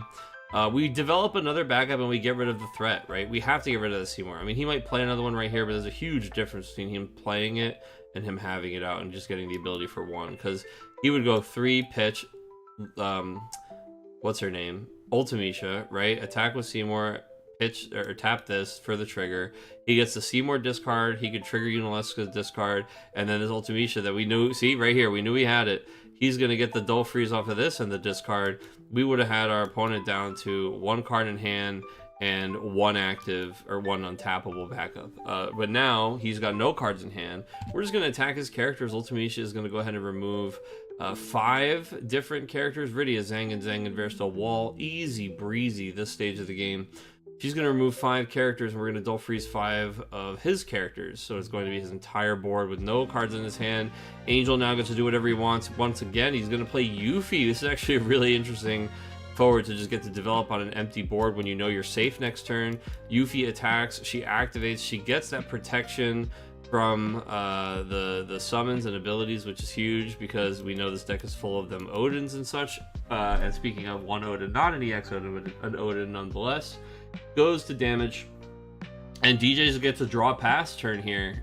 He gets now immediately Unalesca gets activated. Let's both discard a card and take that Civ Klingoli out of his hand. And now it does mean that we don't have like a Seymour or something from Angel this turn, but Angel can attack with the Yuffie. She gets to stand up and he gets that. She's protected, so Arden reveals the top card of the deck on EX, and it is an Irvine, so we add that to hand. Now Sid Waff triggers, and we will lose one of the 2 cards, either the Irvine or the other card here. DJ is happy that there's no discard trigger, but I mean this is just not going well for. So he goes, still okay. Well, Angel being a nice guy, giving him reminding him about Sid Waff and saying you still want to take it. We hit the man in black. Now Odin EX here, or no, it's not an EX Odin, is it? It just, oh yeah, it is EX Odin EX. So you can kill the Ultimecia with it. He says no, he's not going to take this one because if he kills Ultimecia with this Odin EX, he actually loses the last card in his hand. So he's going to say no. He's not going to take the free kill because he wants to keep the card in hand. Sid Waff actually just denying an Odin kill on the Ultimecia there is pretty wild. He just doesn't want to go to no cards in top deck mode when he still doesn't even know what that last thing that Angel's going to play is. Now, Angel, just leave it, man. Just draw pass. I mean, I guess he's playing Victoria or something like that. He's going to kill the Lightning, sure. Sure. And honestly, frankly, DJ's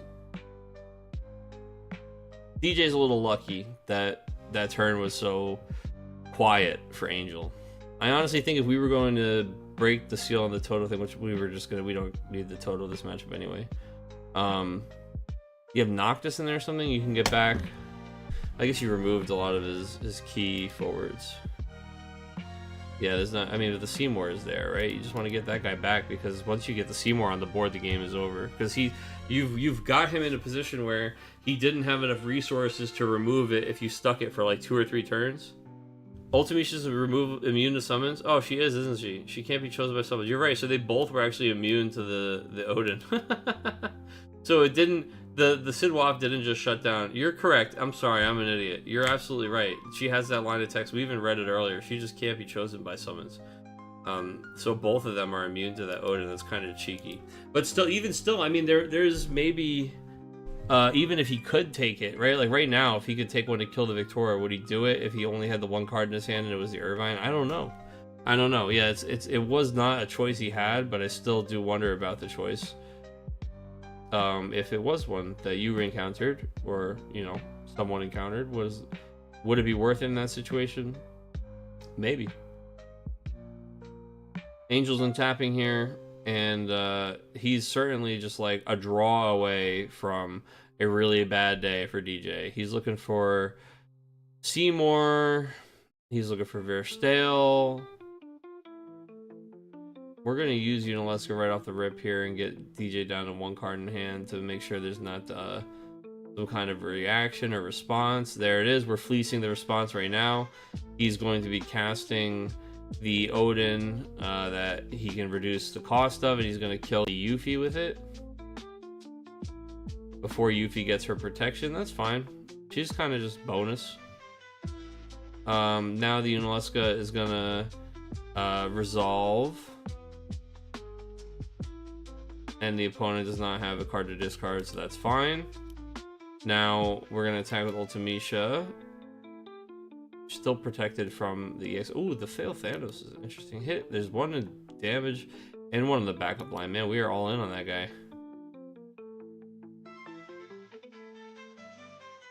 Oh, we have Kefka too, but we said he can make the lightning. That's interesting that we...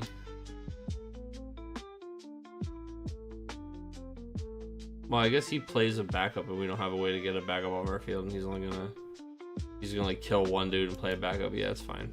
We're going for Kuja instead. Another card that's just really annoying for the Mono Lightning Summons deck to interact with here.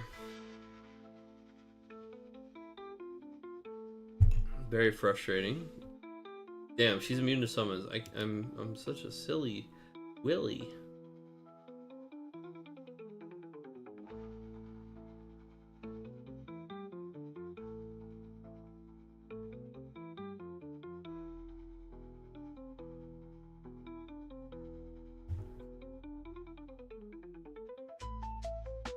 So, I mean, Irvine's doing that thing he does, man, that forward pressure, right? He's really good at turning sideways and plopping damage into the damage zone, and wouldn't you know it, 5 is getting awfully close to 7.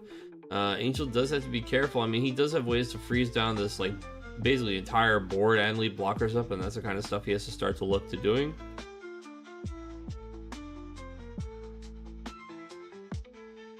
I will say he has done very little for the last like 2 turns where he had maybe the most chance to capitalize on his advantage, which was a huge sigh of relief for DJ, who actually got the boot off of his throat for some reason and was able to, I mean, there's some reason is most likely just bad draws or awkward draws, right? But is able to kind of catch his breath.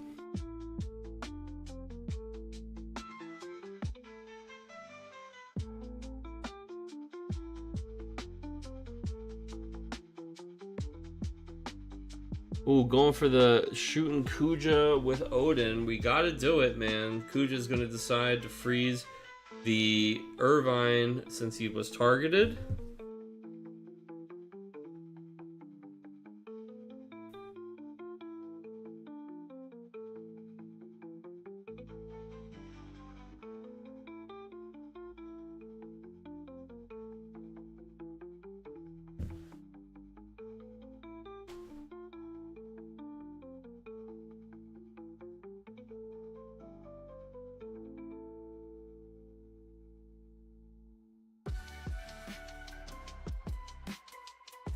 Ooh. Seymour's here. We did draw into him. We're able to get our opponent down to no cards in hand. He types nice in all caps and says ignore caps. He finally hits a Seymour, so he's gonna start freezing these characters. He's probably gonna kill Irvine and don't freeze both these because the opponent already has no cards in hand. Yeah. And now it's play whatever you draw or bust. Really bad position for DJ. And we've got him at 5 damage. So next turn, if these 2 things stick, they will almost certainly clear. So we have to kill at least one of these guys on DJ's side of the table, and his limit break is spent, man. So he is drawing and skipping his turn, man. He might have something on the opponent's attack, but it's looking scary, and we might even be able to produce something else to attack on Angel's side of the field. I mean, it's not impossible. Although it is unlikely.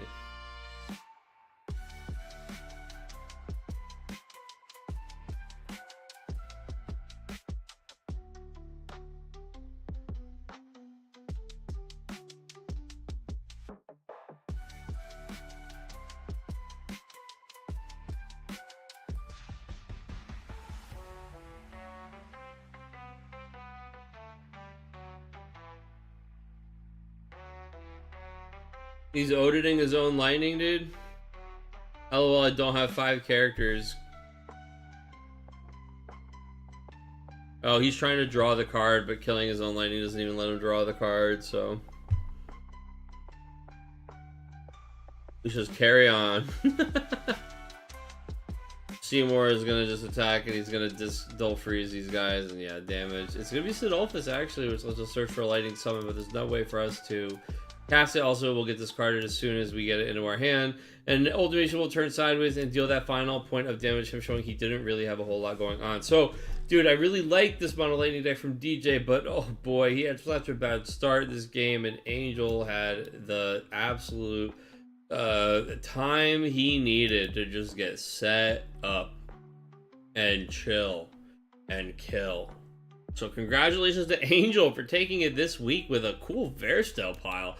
Love to see it. Was Tiro even in here getting one of his final hurrahs? I didn't even see him, dude. Didn't even see, not hide nor tail of that little mug tonight.